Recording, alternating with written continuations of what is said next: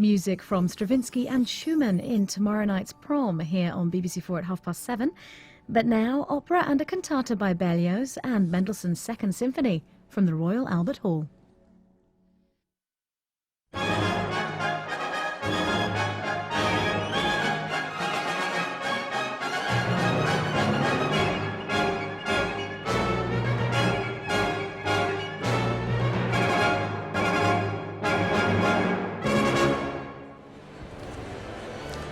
Well, a very good evening to you. Welcome to the Royal Albert Hall. Berlioz and Mendelssohn tonight, with visitors from Manchester, Britain's oldest professional orchestra, the Halle, conducted by its celebrated music director, Sir Mark Elder. Well, I can promise you a rousing start tonight with the overture to Berlioz's opera Benvenuto Cellini, quickly followed by his cantata, The Death of Cleopatra, which will be sung by that fantastic American mezzo-soprano, Susan Graham. Then, after the interval, the Proms continues its ongoing focus of Mendelssohn's 200th anniversary with a performance of his great choral symphony, Lobgesang, or Hymn of Praise. During the interval, Mark Elder will be with me live here on BBC4, so if you have any questions or points that you'd like to raise with him, do text us now, 83111, or email proms@bbc.co.uk. And if you'd like to read programme notes around tonight's concert, biographies of the artists, all that sort of thing, you can look at the Proms programme at bbc.co.uk/proms. Well, first tonight, the overture to Berlioz's second opera, premiered in Paris in 1838. Case of art inspiring art, as the spark for this work were the memoirs of one of the most dramatic characters of the Italian Renaissance, the sculptor and author Benvenuto Cellini. Cellini's amorous adventures with both men and women, his up-and-down career. He was papal jeweler some of the time. He murdered a few people, also at one point wanted to be a priest. All provided Berlioz with plenty of colour while writing his opera. Alas, early audiences were not impressed, and perhaps because he created such a theatrically complex work. It's a piece that's rarely staged, but its overture soon found fame as a concert work. So here is Sir Mark Elder joining the Halle Orchestra to conduct the overture to Berlioz's opera Benvenuto Cellini.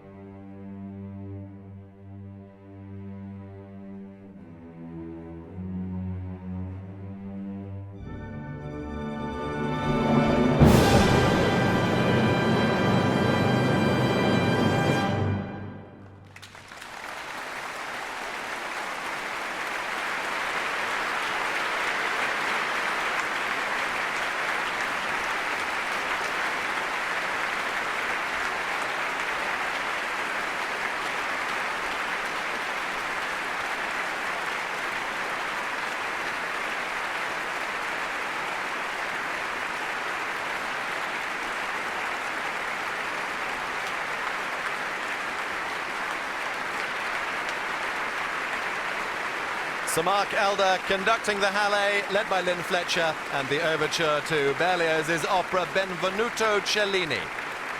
Mark Elder with me in the interval tonight, so any questions for him, do email proms@bbc.co.uk or text us on 83111.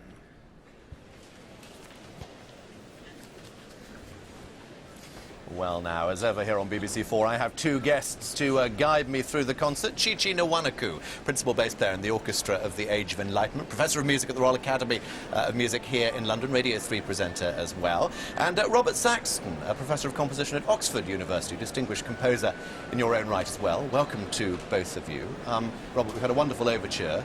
We get a wonderful musical drama next from Berlioz. It's an incredible work, and of course was much too difficult for the orchestra who first played it at the Paris Opera.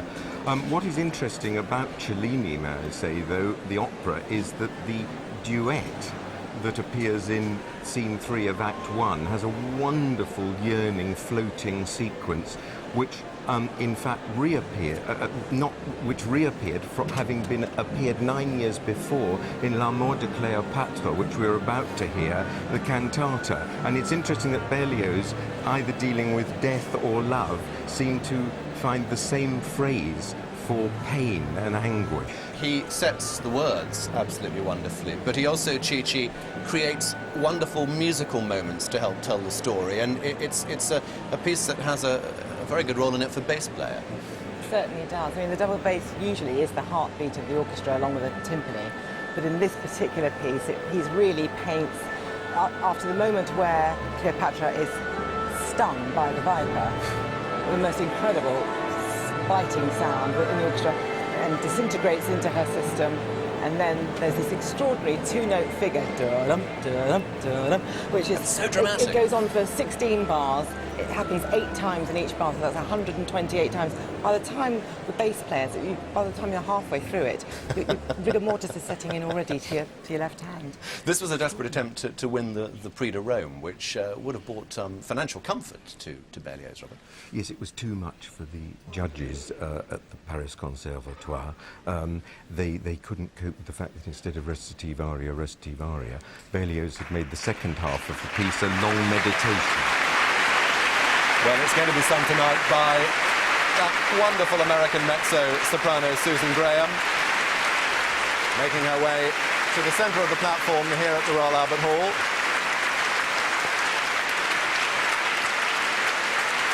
Appeared at the Proms earlier on this week with a recital of French song at the Cadogan Hall. Mark Elder conducts the Halle, The Death of Cleopatra by Berlioz.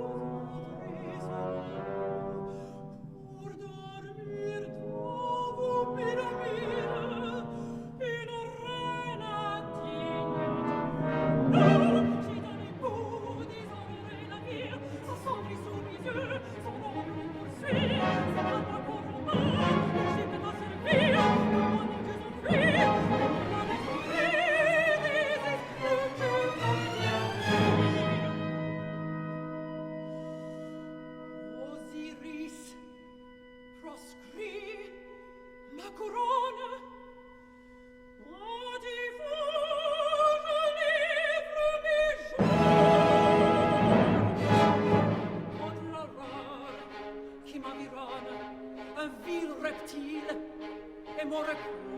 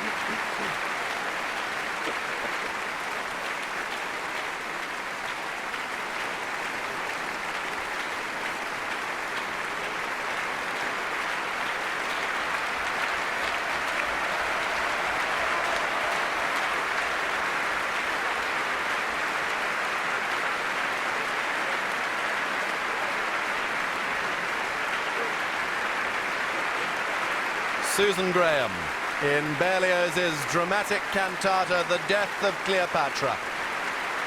Mark Elder conducting the Halle Orchestra this Thursday night here at the BBC Proms.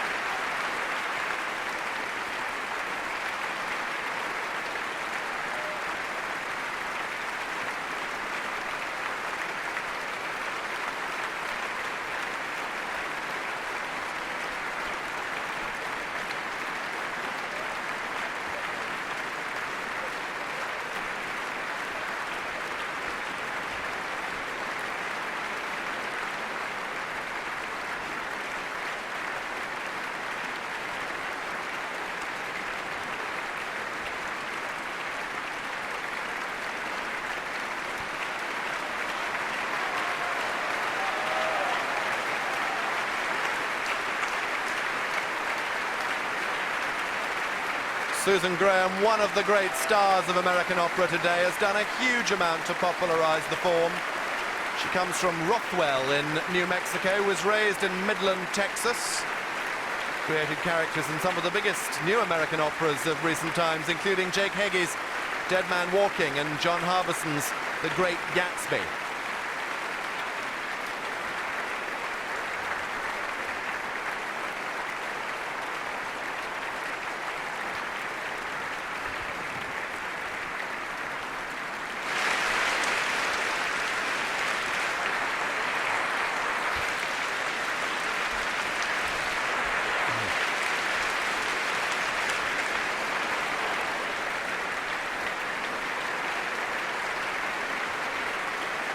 A wonderful communicator, both as a performer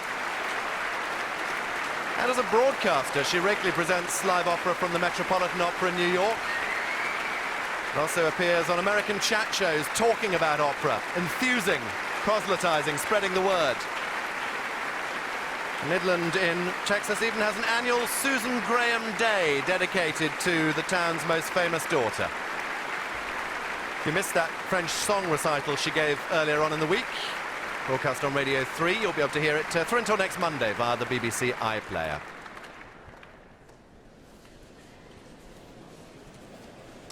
Well now, more than 200 voices on stage in part 2 of tonight's proms. Mass choral forces from the Halle Choir and the Halle Youth Choir performing Mendelssohn's Second Symphony. That's in about 20 minutes' time.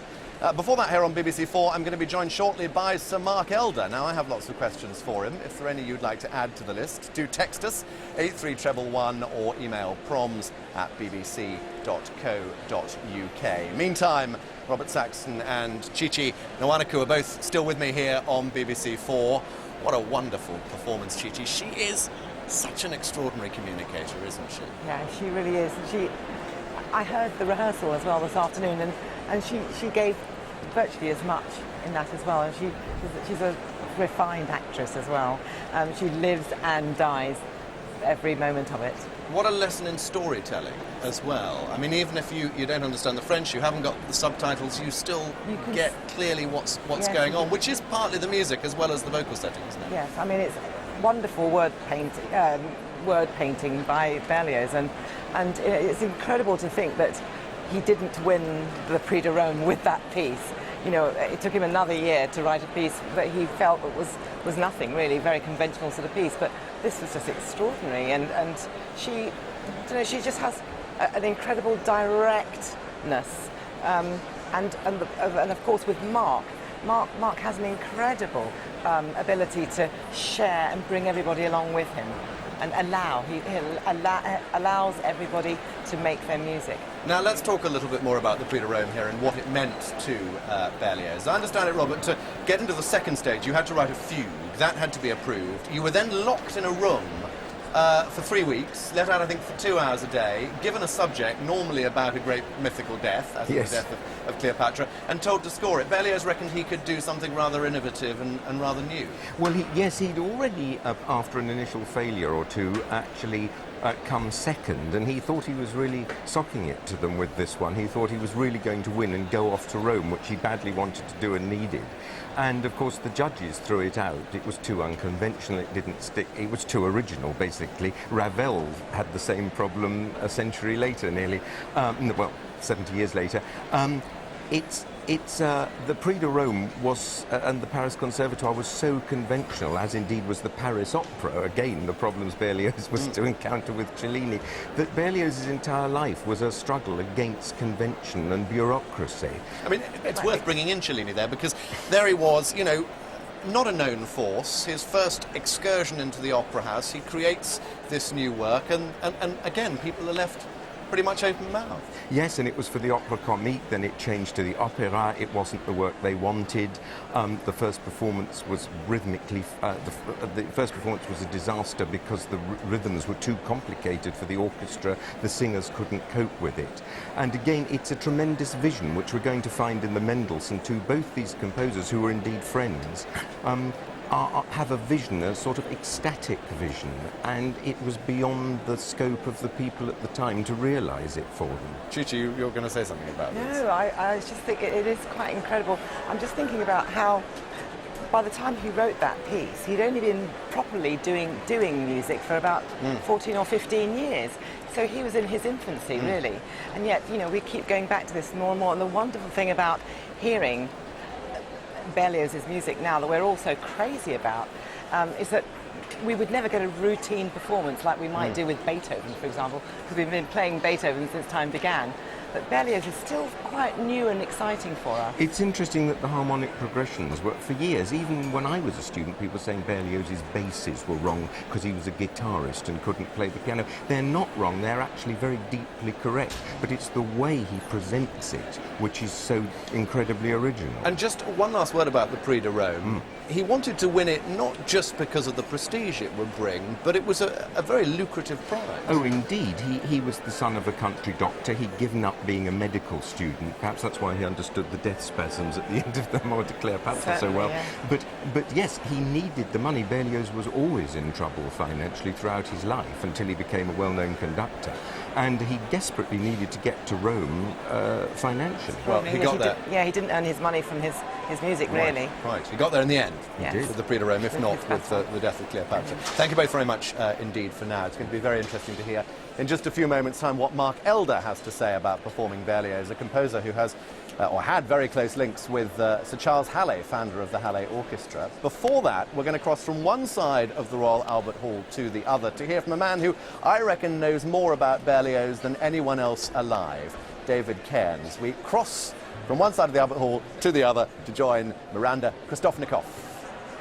Thank you very much, Petra. Yes, I'm very pleased to be joined by David Cairns, who was chief music critic at the Sunday Times, and he wrote perhaps the definitive biography of Berlioz's work and life. Thank you very much for joining us. Now, Berlioz's work, his music is wild and imaginative. Does that reflect what he was like as an individual? Well, I think it is wild, but I think also it's very well controlled. See, I think it's a mistake to think of him as somebody who's just sort of over the top all the time. He knew exactly what he was doing. What he was like as a person, well, you know, I spent a long time researching him and sort of living with him, but I'm still not quite sure. But I think he must have been a fascinating person to know. A friend of his described him as being mercurial like his music. At one moment, you know, his eyes would be, he would be silent and his eyes would be plumbing unimaginable depths, and the next moment there would be outbursts of Homeric laughter. You never knew where you were with him. And his music is certainly very adventurous. You know, things are happening all the time. So he was a very interesting character, and it's not surprising that he referred to an equally sort of passionate character, Cellini, in his memoirs for this opera. Yes, I think, you see, Berlioz went to Rome. He won the Rome Prize, I may say not with the piece we just heard, which was far too way out for the judges, but he won it the following year, and he went to Rome, and he found the musical life of Rome utterly moribund, and there was just nothing going on at all. And so when he got back to Paris, he thought he was going to write an opera in which he kind of contradicted that terrible modern impression of Rome by reliving Renaissance Rome in all its sort of splendor and misery and creativity. And that's why I think the memoirs of Cellini appealed to him so much. Berlioz spent quite a lot of his life being regarded as sort of maverick outsider. Was there a transition at any point where he started to be regarded, at least by some people, as a musical hero? Well, I think in Paris he was always thought of as a maverick, if not a sort of musical antichrist. But when he went to Germany, I mean, he started a tour to Germany in the 1840s, and he got a terrific response there. I mean, obviously a lot of the old diehards thought that he was an antichrist, but they thought the same of Liszt and Wagner. But when Berlioz came under the wing of Liszt in Weimar, which is where Liszt was, he had a terrific following there, and people thought he really, I mean, Hans von Bülow, for instance, who was married to the woman who later became Wagner's wife, thought very highly of him, and there he had a real clique of people who regarded him as the sort of, him and Liszt and Wagner as the music of the future. So he wasn't absolutely vilified all his life, by no means. That's good news. Now, we heard two pieces by Berlioz in the first half, and we're going to hear Mendelssohn in the second half of the concert. Well, when he was in Rome, Berlioz became a great friend of Mendelssohn, and in fact Mendelssohn liked him very much as a man and thought, you know, as a Frenchman, and as a very intelligent Frenchman, he was a very fascinating person to talk to. But Mendelssohn couldn't bear Berlioz's music, But on the other hand, Berlioz admired Mendelssohn a lot. When Berlioz was in London in the 1850s, conducting what was called the New Philharmonic Orchestra, he performed a lot of Mendelssohn, the violin concerto and some of the overtures, and a local critic said that it was the first time he'd heard Mendelssohn's Italian Symphony played properly under Berlioz's baton. Brilliant. David, thank you very much for joining us. Thank My you. pleasure. And Petrok, it's back to you in the box. Miranda, thank you very much indeed. Well, I'm thrilled to say I'm joined now by Sir Mark Elder. Welcome. Thank you. Thank you very much for taking a break during the brief period you get between works to join us here on BBC Four. Berlioz and the Halle's founder, Sir Charles Halle, were Yes. friends. I wonder often how Berlioz would have arrived in England had it not been through Sir Charles Halle.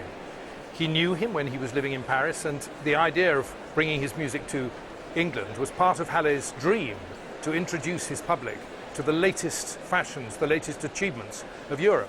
And of course Berlioz was number one on his list, and he introduced the Symphonie Fantastique to the English audiences for the very first time. And so there's always been a tradition of Berlioz in Manchester. And I think Berlioz cited the Halle's way of playing his music as being the perfect way, that the guy... Gosh, let's hope he still would. What is it about Berlioz as a composer, as a creator of such communicative music? The most fundamental thing about it is that he doesn't want to pay homage to anybody else. He wants to make his own sounds. He wants to break all the rules if he needs to.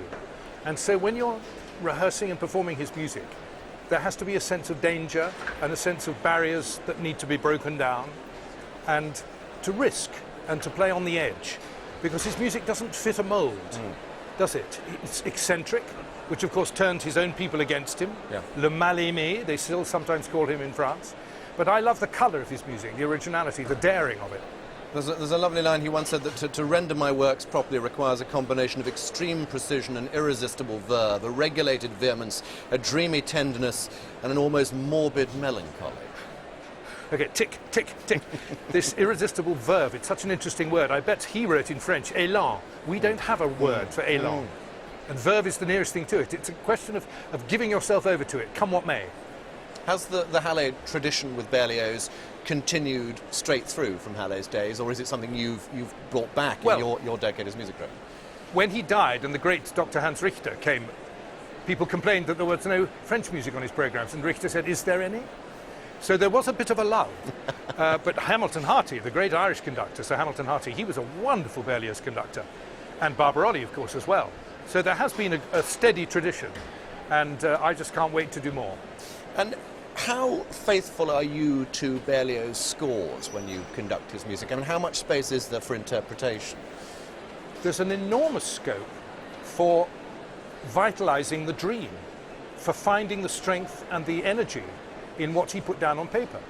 Musical handwriting is so inadequate, it's just the beginnings, isn't it? And his orchestral imagination is sometimes so strange and unexpected that you have to trust it and make it vivid and spontaneous, and that requires interpretation. It requires daring and commitment, and I value the scores and treat them with the highest respect, but at the same time try and make it vivacious. Well, thank you for giving us such a wonderful start with Berlioz this evening. We're going to talk about Mendelssohn in a moment, but let's just reflect briefly on the season, because it's pretty much the last concert. I think there's an open-air extravaganza in Manchester on Saturday, then the orchestra go off on holiday. A, has it been a good season, and B, what's the highlight been? Has it been your great performance of Goethe Dämmerung over a weekend in Manchester? Well, that was a very, very big challenge for us all, and the whole society responded to that, from the top down. And it was a very exciting mountain to climb. And we started very early in the new year. So, yes, that was a very big moment for us. But I think it's been an exceptional year this past season. We did a substantial tour of South America at the beginning of it, and we finished it by playing all Mendelssohn symphonies in Spain twice. And so the combination of those two things, and plus Goethe Dämmerung coming along as well, it was really a remarkable season, I think. The coming season has a peak in the second half. We're going to do all the symphonies of Mahler in collaboration with our colleagues, the BBC Philharmonic, and each symphony is going to be preceded by a world premiere. And I hope that the combination of the new and the now accepted will make very, very daring music making. Now, a couple of emails we've had. This could take several hours to answer, but maybe you can do it in a sentence. Joan Wilson in Hexham. A wonderful Halle, she says. What inspired you to become a maestro? I was born in Hexham. Well, that's all it takes. I was christened in Hexham Abbey. What inspired me to become a maestro was the thought that all the musical life that I'd had until that time, singing, playing the piano, playing in orchestras, playing chamber music, acting at school, all would come together if I could conduct opera. And that's how I started, and that was my dream, and since then I've just tried to make the balance between the theatre and the concert hall. Now, waiting very patiently on the platform behind us tonight, 200 members of the Halle Choir, the Halle Youth Choir, who are going to perform Mendelssohn's Second Symphony. And this is rather a sad night in a way, because your Yes. wonderful choral director is moving on to pastures new, and it's he who absolutely has rallied this ensemble to be on the form we're going to hear it tonight. That's right, Cormac. His name is Jamie Burton, and he's been with us for 8 years. And we're going to miss him terribly, because he has done something that I only dreamt of being possible. He has realised a dream of mine, not only to start a children's choir, to start a youth choir, just like the youth orchestra, and to feed those two choirs into the main choir, but to conduct wonderful Christmas concerts, to conduct marvellous performances when anybody who wants to sing can come along and sing, and to be part of the family in Manchester, and to get us all to rethink about singing. And I hope that tonight the results will be there, and it will be a marvellous legacy for us all to appreciate once he's left us. Well, I think Jamie Burton will certainly be toasted tonight. Thank you very much indeed for joining us, Sir Mark Elder. Let's go back across the auditorium to join Miranda Kristofnikov. Thank you, Petrok. Yes, in a few minutes' time, we're going to hear Mendelssohn's Second Symphony, which was written as a celebration of the 400th anniversary of the invention of Gutenberg's printing press. And with me, I've got Dr. Stephen Rose, who's a lecturer in music at Royal Holloway University and also has a special interest in early music printing. Stephen, thank you very much for joining us. Now, Gutenberg's invention, did it have the same sort of impact on the musical world as it did on the literary world in the 15th century? Not really, because printed music is so much for a specialised market. Very few people can read music, and literacy rates were so low in the 15th century anyway. And professional musicians, they would have preferred actually to perform from memory or by ear. But printed music would be more like a kind of coffee table book that perhaps a rich patron they might have as a souvenir of a performance. So it wasn't really very functional at all. So before the invention of movable type, what were they using to print music? Well, we've got an example of a woodblock piece of printed music from 1487, which I think has then come up on the screen. It was done by Berlioz in Italy. It looks very clumsy, doesn't it? It is, yes. What strikes you is that there's very poor alignment. If you look at the horizontal lines for staves, they're rather uneven, they're not very straight. And this is because this was actually done, it was done by carving this whole page of music on a piece of wood, and the piece of wood was then covered with ink and just pressed on the page. So woodblock printing, it was very hard to do because the poor person who was making the woodblock had to basically do a sort of mirror image of a piece of music, carve it, and that's why it looks a bit clumsy. Sounds like an impossible task as well. Quite hard, very hard to do with any subtlety. Absolutely. So after Gutenberg, music progressed to this method called triple impression printing. Can you just explain what that was? Yes, triple impression means that the piece of each page of the book goes through the printing press 3 times. The first time is for the note heads, the second time is for the horizontal lines, and the third time is for any words there are.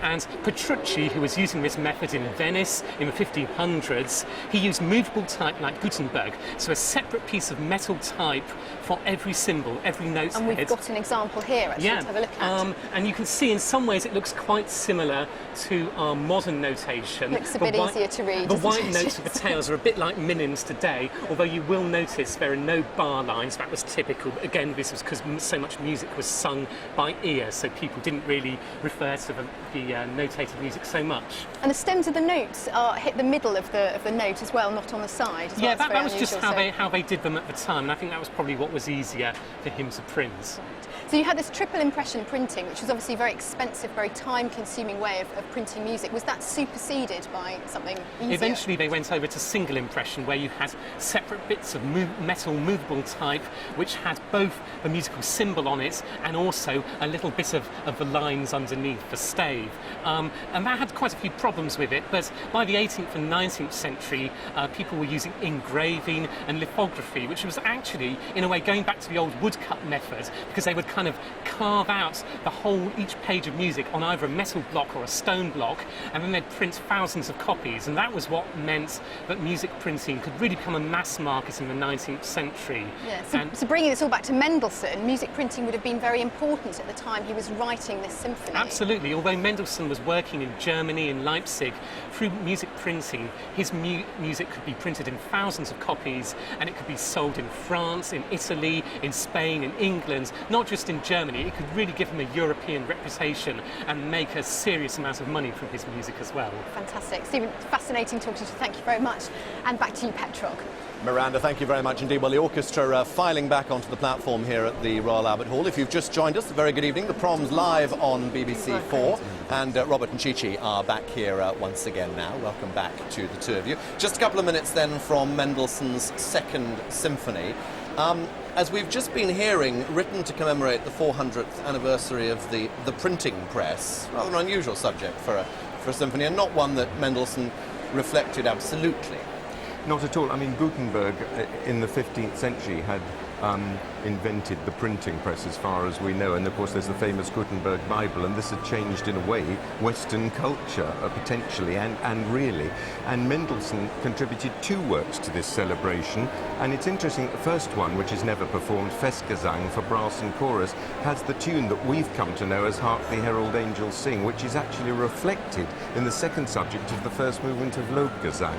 And Mendelssohn is setting the Psalms and some of the epistles of St. Paul, and it's interesting that his own Jewish but converted to Christianity, Judeo-Christian background, is reflected in this work, which is all about moving towards the light and to praising. So this is what the printing press enabled people to do, the evolution of life, if you like, rather than the actual machine itself. Exactly, and that art and reading and indeed printed music could reach people and not just be the province, say, of monks with manuscripts in monasteries. Now, Chi-Chi, what Mendelssohn created was a great choral symphony, roles for soloists, and then this great choir that we're going to hear this evening. And he came under some flack from that.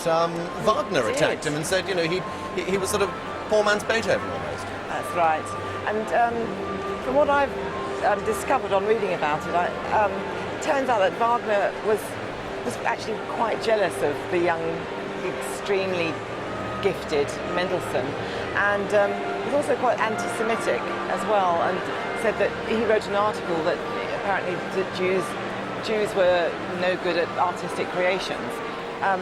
Mendelssohn was incredibly popular throughout the rest of Europe, north to south, and particularly here in England. He used to perform for Queen Victoria and Prince Albert, and he was people absolutely loved his music, and because he wrote so lyrically, and let's face it, everyone loves a good tune, a bit like Schubert in his day, but Wagner, no, he just couldn't handle him. Yet, interestingly, after Mendelssohn had died, Wagner started pinching some of Mendelssohn's ideas. Did Wagner have any sort of point in terms of the similarities with Beethoven 9? I mean, can you draw comparisons?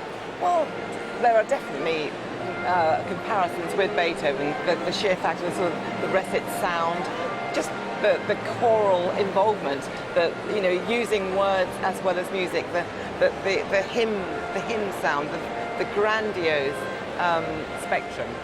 And Robert, what about his use of religious texts? Because there he was, baptised into the Lutheran Church from a Jewish family. There are those who reckon that his treatment of religious texts was a little sort of sentimental and a little slushy. It's interesting. I mean, that's been the view since not long after his death, and I think there's now a review and a revision of that, and in fact he's seen as a very great figure, I think, by modern players, modern musicologists, composers, conductors, etc., because he's ecumenical in a way, and he's preaching the universality of mankind, which his grandfather, Moses Mendelssohn, the great Enlightenment philosopher of the 18th century, had also done, and in fact preached a kind of Jewish assimilation and a rapport between Jews and Christians. And in that sense, there's a relationship with Beethoven 9 and Schiller's Ode to Joy, because it's about mankind, or personkind, or whatever we call it now, because, and it's not denomination. I think Mendelssohn would certainly have appreciated the scale of tonight's performance. Very interesting moment at the end of the rehearsal where Mark Elder told the choir if they could, at the end, get their heads out of the score and sing out right at the climax of the work, almost encourage the audience here to join in, which I guess might have happened once. Well, he said that, didn't he? He said actually at one point they might well have joined in some years or decades back. And I think he was saying that the piece leads one into that sort of mindset. Well, here come the soloists. Soprano Sally Matthews, mezzos Susan Graham and Sarah Castle, and tenor Steve Davislim. Joining the Halle Orchestra, choir and youth choir, and conductor Sir Mark Elder, Mendelssohn's Second Symphony, Lobesgesang, Hymn of Praise.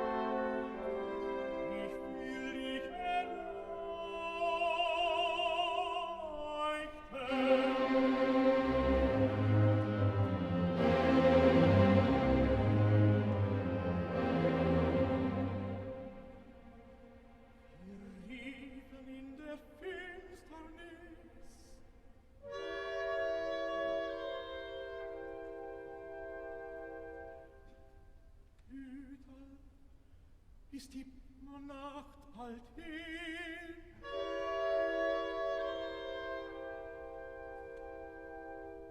Hüten, ist die Nacht bald hin. Der Hüter aber sprach, wenn der Morgen schon kommt, so wird es doch Nacht sein. Wenn ihr schon fragt, so werdet ihr doch viele kommen und viele fragen.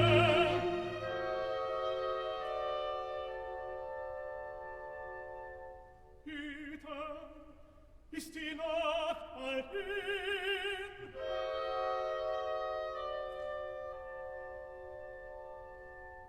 Hüter, ist die Nacht bald hin? Der Hüter aber sprach, wenn der Morgen schon kommt, so wird es doch Nacht sein. Wenn ihr schon fraget, so werdet ihr doch viele kommen und viele fragen.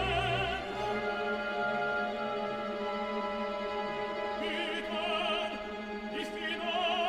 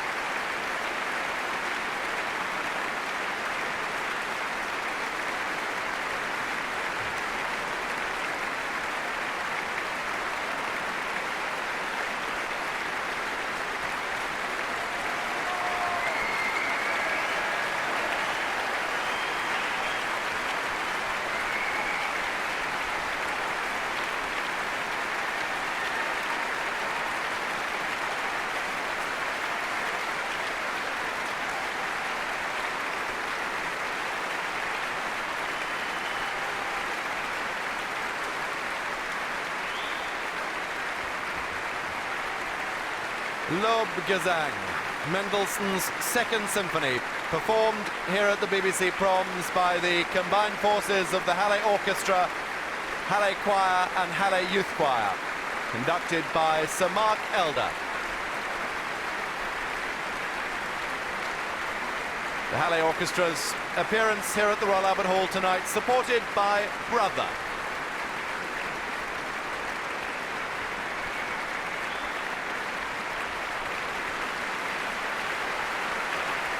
So here come the soloists, soprano Sally Matthews, mezzo-soprano Sarah Castle, and tenor Steve Davislim.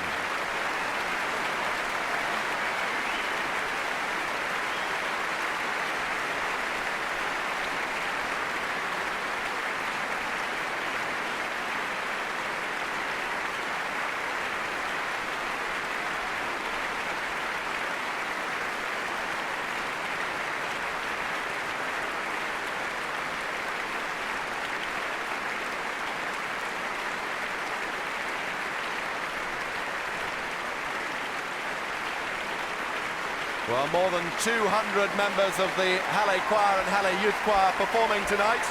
And here are the two men drilled them ready for this evening's performance. That's James Burton, Halle Choral Director, and with him Greg Batsleer, Halle Youth Choir Director. The Youth Choir made up of young people from Greater Manchester, aged between 12 and 19. You have to go when you're 19, although as a one-off, a few retired members of the Youth Choir have returned for this evening's performance.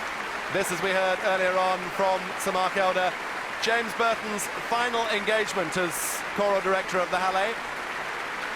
He's off now to conduct in other areas, having spent many years turning this choir into one of the best orchestral vocal ensembles in the nation. He was presented earlier on today with a beautiful leather-bound score of Elgar's Dream of Gerontius, one of the great choral works.